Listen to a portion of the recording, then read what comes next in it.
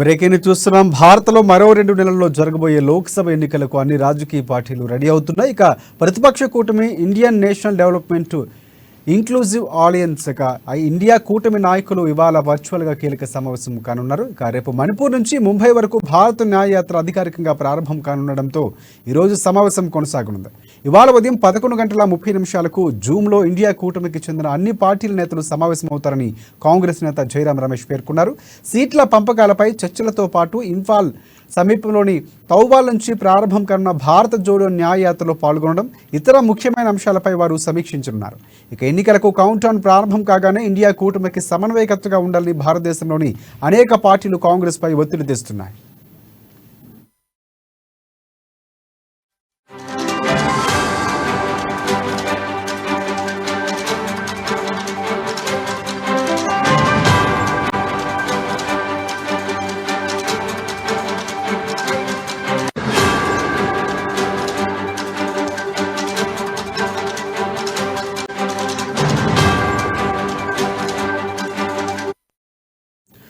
అలాంటి పరిస్థితుల్లో భారత కమిటీ నేతలు వర్చువల్ సమావేశంలో సమన్వయకర్తను నిర్ణయించేందుకు తుది నిర్ణయం తీసుకున్నారు. ఇప్పటికే బీహార్ ముఖ్యమంత్రి జేడీయూ అధ్యక్షుడు నితీష్ కుమార్ను భారత కమిటీ కన్వీనర్గా చేరని వాదన కూడా వినిపిస్తోంది.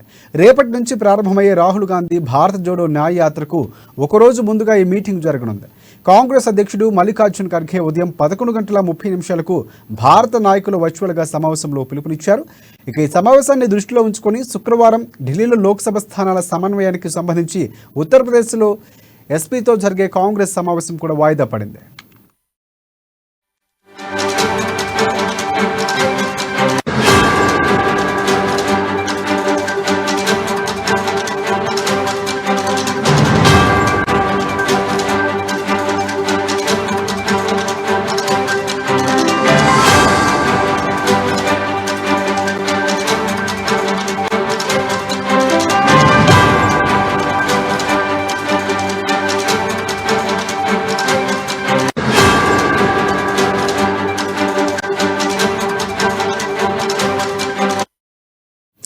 బ్రేకింగ్ చూస్తున్నాం. భారత్లో మరో 2 నెలల్లో జరగబోయే లోక్సభ ఎన్నికలకు అన్ని రాజకీయ పార్టీలు రెడీ అవుతున్నాయి. ఇక ప్రతిపక్ష కూటమి Indian National Development Inclusive Alliance India నాయకులు ఇవాళ వర్చువల్గా కీలక సమావేశం కానున్నారు. ఇక రేపు మణిపూర్ నుంచి ముంబై వరకు భారత జోడో న్యాయయాత్ర అధికారికంగా ప్రారంభం కానుండడంతో ఈరోజు సమావేశం కొనసాగనుంది.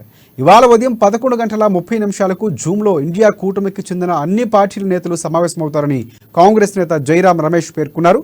సీట్ల పంపకాలపై చర్చలతో పాటు ఇంఫాల్ సమీపంలోని తౌబాల్ నుంచి ప్రారంభం కానున్న భారత జోడో న్యాయయాత్రలో పాల్గొనడం, ఇతర ముఖ్యమైన అంశాలపై వారు సమీక్షించనున్నారు.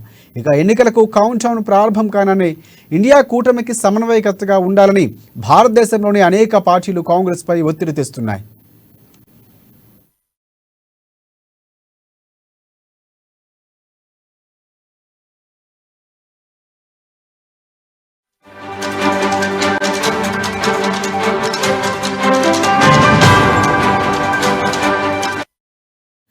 అలాంటి పరిస్థితుల్లో భారత కమిటీ నేతలు వర్చువల్ సమావేశంలో సమన్వయకర్తను నిర్ణయించేందుకు తుది నిర్ణయం తీసుకున్నారు.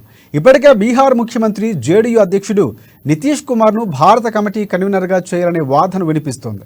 రేపటి నుంచి ప్రారంభమయ్యే రాహుల్ గాంధీ భారత జోడో న్యాయ యాత్రకు సంబంధించి ఒకరోజు ముందు ఈ మీటింగ్ జరగనుంది.